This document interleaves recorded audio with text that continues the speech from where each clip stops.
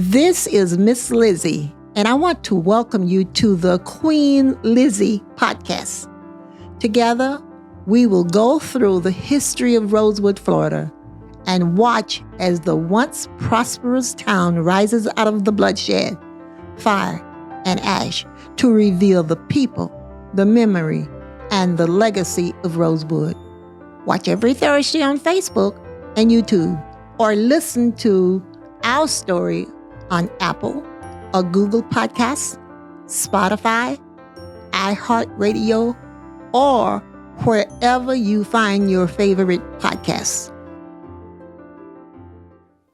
Hello, everybody. I am Lizzie Robinson Jenkins, representing not only the Rosewood Foundation, but the personal testimonies and history of cherished friends and family. You are now watching the Queen Lizzie podcast. Today, we are talking with Coach Cynthia Jordan. Welcome, Cynthia. Well, thank you so much, Queen, for having me. It's an honor to have you. And I always start my show by letting people know who I am and where I am from and my job. So I want you to know that you are welcome to the Queen Lizzie. Today is episode 128. Am I right? Yes. Okay, episode 128. And I'm talking basically about Rosewood, the Rosewood history. I was given an opportunity to share hard history. And the people here, when I say people, Steve Spurrier and his guests, his family, invited me to share the story with people because we are real people. History is real, although sometimes it's uncomfortable. However, it is real. My mom said you must never forget the history of Rosewood because her sister was a teacher there. So I have spent 42 years telling and retelling, researching, authenticating the history of Rosewood. It's not easy, but it's rewarding because I get to tell the next generation. And hopefully they will take it forward. So after 42 years, then one day I was standing around and I met a young man by the name of Freddie Weeby. Freddie Weeby works with Steve Spurrier. You smile because you recognize the name Freddie. Freddie is something else. Did you know he's from Ghana? Did not. Yes, he is from Ghana, grew up in Ghana. And in 5th grade, he was reading history, and his professor or teacher, whomever, told them about the Rosewood movie. Wow. So he saw the movie when he was in 5th grade living in Ghana. Wow. And wrote a paper. I'm waiting on that paper, Freddie. And wrote a paper about the history of Rosewood. Came to the United States, never dreamed of meeting a Rosewood descendant. We met, and the rest is history. Well, that's awesome. That is awesome. That's an awesome story, and he respects it. And he's always pleased to see the Gators, us involved. I mean, involving the Gators because this is who we are. We live here in Gainesville. We respect the team. We respect what you do. And you're going to tell us in a few minutes what brought you to Gainesville and why you love us down here in the South. We're waiting to hear that. But Rosewood and the Gators, your colors are blue and white. I'm sorry, orange and blue. The same colors that my alma mater, orange and blue. I attended Florida Memorial University. It was Florida Memorial College back in the day. It's now located in Miami, and they are involved in Gator sports too because they know what I am doing, and they visit my podcast often. So they know everybody who comes on my show from the Gator country and talk to. So it's getting the message out. I'm very fond of your team. I understand your first game is November 3rd. I have my little group. I'm putting together my little Rosewood group of children, my nieces and nephews. I am going to bring them to the first game. So I'm looking forward. So now back to you. what do you want us to know, or how do you want to take over, and just talk about what makes you happy being a coach, an excellent coach at the University of Florida. Well, Queen Lizzie, first I have to say I commend you for carrying forward the legacy of the Rosewood and that project. And I did a little research myself before I came. So I saw that you donated some of your family's land Yes. to see that a museum comes to life. So hats off to you for that. And I just really look forward to seeing that come to fruition. Thank you. So I'm going to do my part to help you to see that before your time is up. Yes. Um, But, you know, being a coach is so rewarding. Just to be able to impact the lives of young adolescents transitioning into adulthood, to be able to be the example for them, and to help them achieve all their dreams and goals.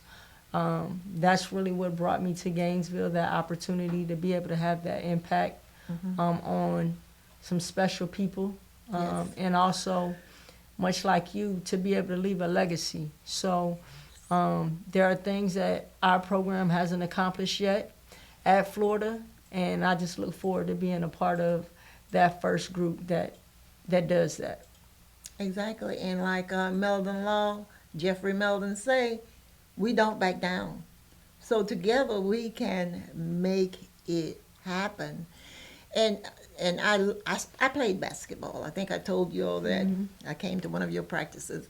And it's something about sports I have not been able to figure it out or analyze it, that inspires youngsters. They are from a different world. Once they become involved in sports, their attitude change. They're good citizens. What do you think?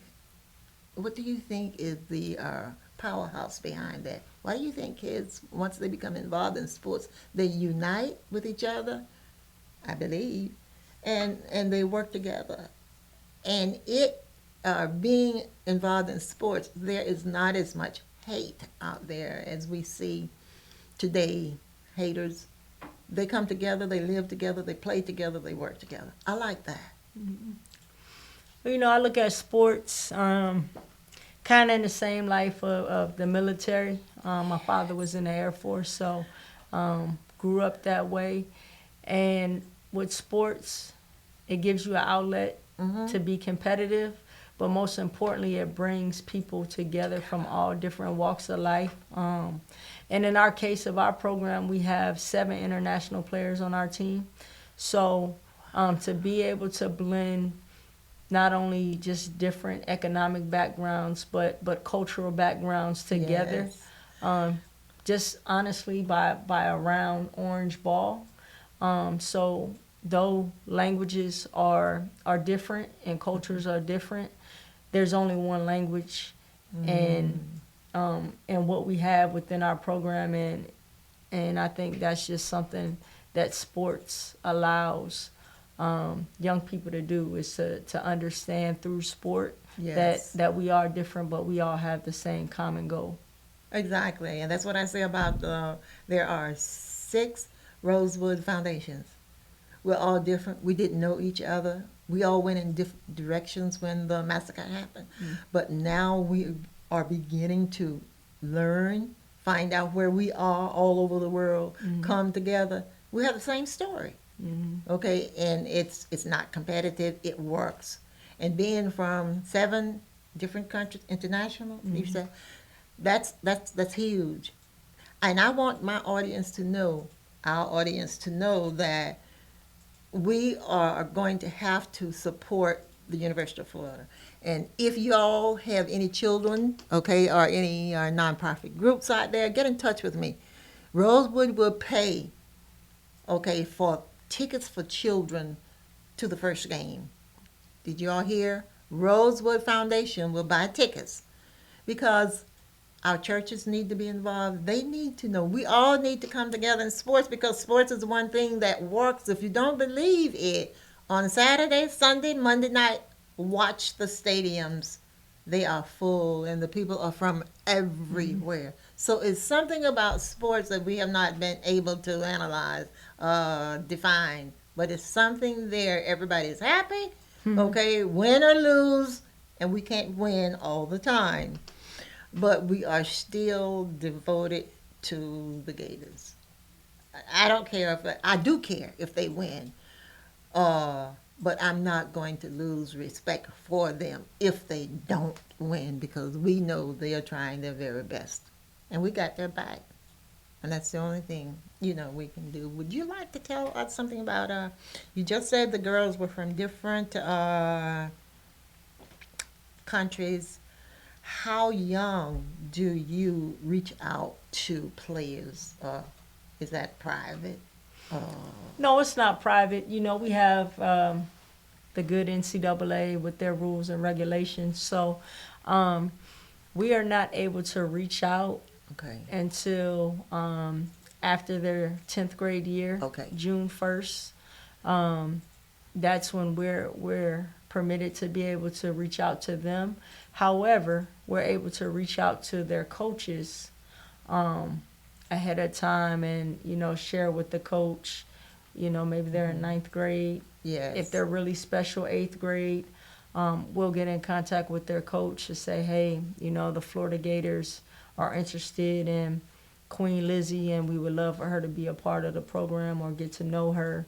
And, can you please pass along our phone number and have them reach out to us in that way.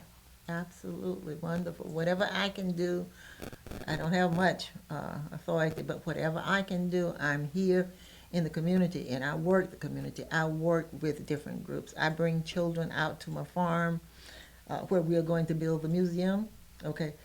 And they enjoy themselves and they know a Rosewood Museum is coming. When they step on my property, the phones disappear. I don't tell them, turn your phones off automatically because they are so excited to see the property, so much property. They've never seen this, and the director, their supervisors, tell me, Mrs. Jenkins, these are indoor children. They've never seen this before. That's why they are so excited, picking up just dirt, throwing at each other. Okay, they had a wonderful time, just falling down the dirt. I have beautiful dirt out there. One spot is the sand. I don't know why. It's all white. They like sitting in that dirt, playing with it. So hopefully we will be able to bring out the team. And when I talked to the coach when I was there or before, the coach, what's her name? Kelly? Mm-hmm. Kelly Yep. Finley. She suggested that taking the children to Rosewood so that they can see the uncomfortable history landmark would be beneficial, she believes. So I'm looking forward to bringing the team out there to Rosewood, not where I live, but taking them to Rosewood where the massacre really happened in 1923. I'm looking forward to that. And we will get a sponsor to get you all out there at no cost. We'll do that for the University of Florida. I have lots of friends. Well, Freddie. Freddie will make it happen. You hear, Freddie? Yes, he and Steve and Meldon Law, Jared Benton, they will make it happen. And I'm so proud to be affiliated with them and the University of Florida. Yes, that's a great group of men that you mentioned. Yeah.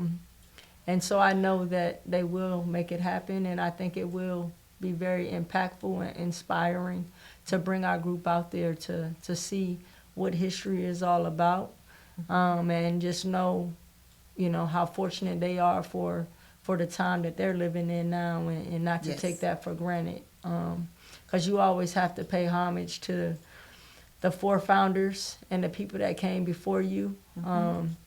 So that would be a great opportunity for us. And when I go back, I will make sure that I remind Coach Kelly about the opportunity. Perfect. Perfect. Okay, that's about time for our first half. We are going to head to a quick break, and we'll be right back after a word from our sponsors. Meldon Law has been serving personal injury victims since 1971. In those days, Jeffrey Meldon's presence as an attorney in the music scene dubbed him with the nickname the Hippie Attorney. And although times have changed, two things haven't: our commitment to bettering our community by helping the injured, Albert, are you ready to go to the game? and our love for the Florida Gators. If you bleed orange and blue, Meldon Law is the firm for you. I am Black History. I am Rosewood Black History. I am Florida and America's Black History, and you are too. January 1st, 1923, the KKK insurrectionists attacked Rosewood, killing 5, burning it down. Because a white woman lied and cried, a black man assaulted me. Rosewood redevelopment is on its way. Want to help? Visit rosewoodflorida.com. Welcome back to Queen Lizzie Podcast, brought to you weekly from the Steve Spurrier Podcast Room at Spurrier's Gridiron Grill. We are here with Coach Cynthia Jordan. The Queen Lizzie Podcast is brought to you by Campus USA Credit Union, live from the Meldon Law Gator Studios at Spurrier's Gridiron Grill. Especially for you, I have written a song, I have dictated a song written by my mom to tell the Rosewood story, which is so important to her. These verses are because she wants people to know that she was not that the Rosewood was caused by racism, but her interpretation of this song is not going to show any biases. And it goes like this, Mom. The Cedar Key train conductors were told to pick up in Rosewood, standing by the tracks with a lantern. Its young school teacher stood, waiting in desperations to carry out the sheriff's plan, rounding up the hidden survivors to board the midnight train. The sheriff and the store owner worked around the clock, oh Lord, informed the train conductors just when and where to stop to pick up the men, women, and children who were hiding out, and bring them to Archer, Florida, traveling the same old route. Bob Walker and John Wright took on a daring risk, put the survivors on the train, Lord, and sent them off with a kiss. Notified the Gainesville families to be on the lookout for their kin. Told them the train was a-coming and told them exactly when. So the train didn't end up in Gainesville, but it stopped in Gainesville and let the Rosewood descendants off that had survived the massacre. Could you understand my song? I know you could interpret it. You knew what I was saying, right? I absolutely did. And for your mother to write that and to have the perspective of more so the outlook is really impressive, knowing what happened. Mm-hmm.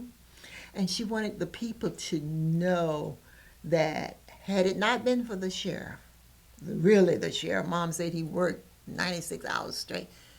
I don't know where that number came from, but whenever she would tell me that story, she would say, and Bob Walker worked 96 hours straight because he wanted to make sure the blacks survived.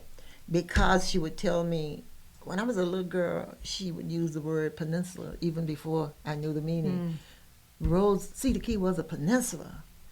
That means one way in and one way out. And had he not been there to get them on that train, they would not have survived.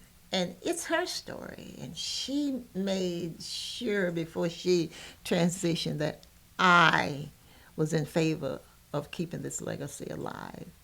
to impact, okay, and share and let the people know that there are some good people. I call them my unsung heroes from Cedar Key, because the men he went to, the white men, the sheriff made contact with the first time he was seeking help, they said to him, no, Bob, we can't do it.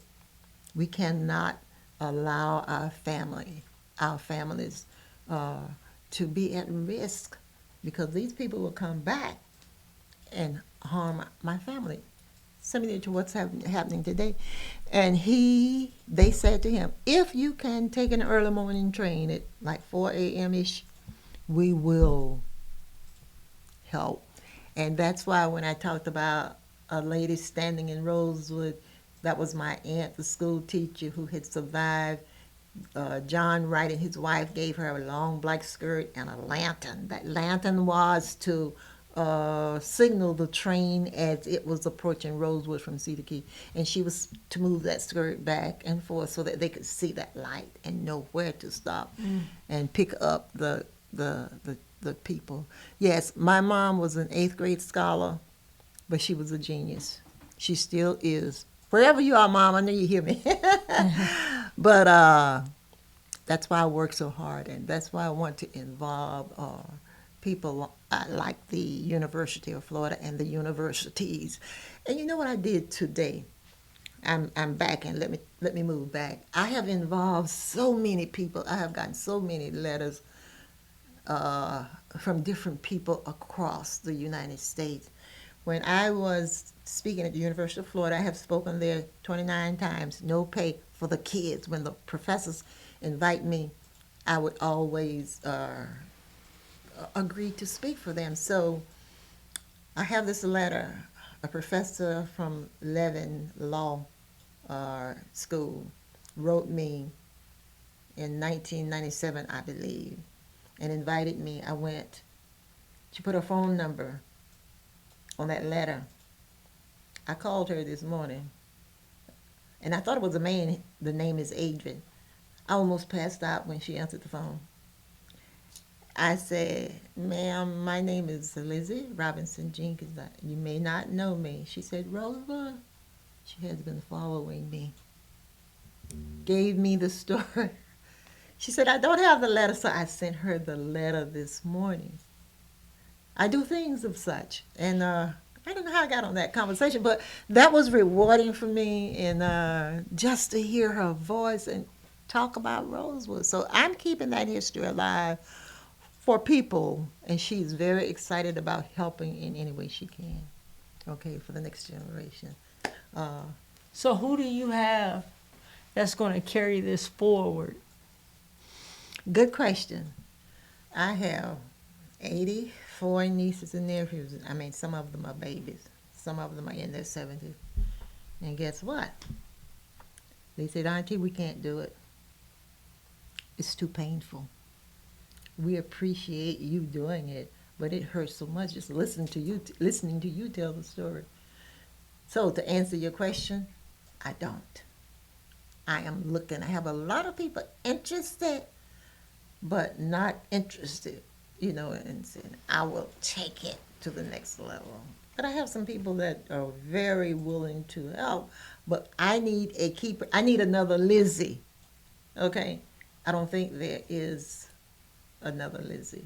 I'm still looking, praying, okay, that God sends somebody to take charge of this history.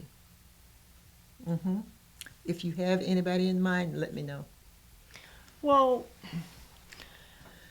I would want for it to be, someone that is Family? family. All kinfolk ain't skinfolk, but I would like that for you to be able to say, oh, Queen Lizzie, my grandmother, or my great grandmother. In order for the story to really be Real. held Yeah. to that, like not to water it down, Right. So 84 is a large number. So hopefully maybe somebody that's in the teens right now or early 20s Yes. may be willing to step up. Maybe, but no. Because when my mom asked me, I told her no. I said, I can't do it. I can't do it. It would take my life away, take up too much of my time. And she said, well, if mom was younger, mom would do it. And I wanted to say to her, do it, mom, because I don't want to. But she continued to let me know. I already knew the importance of it, but to let me know that she really, really didn't want her sister to have lived this story in vain without anyone researching, authenticating. And that's another thing she wanted. She required the research. She wanted the story told truthfully. Don't attack the people that were living back then, because they didn't create Rosewood. So I'm still looking, if anybody out there interested, willing to help or to take on this challenge, you have my permission. But I have a lot of support, right? But hasn't anyone stepped up to the plate and said, Liz, I'll do it? Okay, and yes, I would love for family to get involved and help us. So among us, all of us working together, hopefully we will find somebody interested. I am, as we speak, I'm working on a cookbook, a Rosewood cookbook. I have several recipes already. Okay. If you want to, you have my permission, and I'm serious. You have a recipe of your grandmother or your mom or your recipe, send it to me, and I will gladly, I'll give you my contact information before I leave. Okay. Okay. Okay, okay, Miss Lizzie. You caught me off guard with that one. Okay. But I'm going to come up with something. Yes. Um, And your name will be in the book, and that will put the Gators' name in the book. Awesome. well, That's publicity for our you team. all heard it here first. I'm going to go home and practice on a couple of recipes just to make sure they're edible before I add them to the book. Okay. Okay. Perfect. I like that. I like that. And I hope other people out there, if you hear me, I hope you are listening and join us, because this book is going to tell a story. It's more than the Rosewood story. It is also about the song that I just sang. Oh, by the way, that song is going to be in the book. It is also about the stories that I am now telling will be in the book. And I do have a picture of the book that I am going to show you. Can you get this? How can...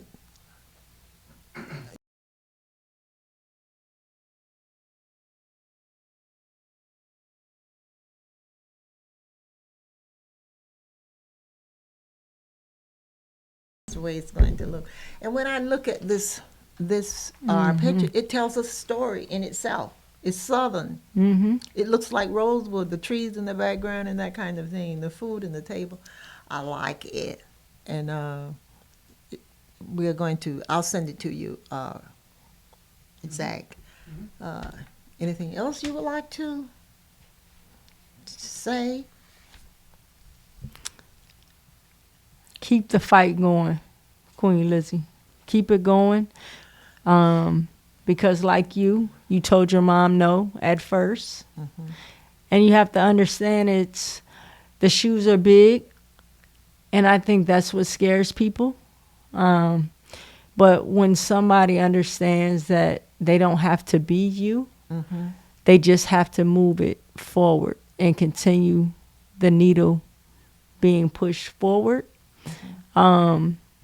then somebody will step to the plate. And I feel confident that somebody will do that.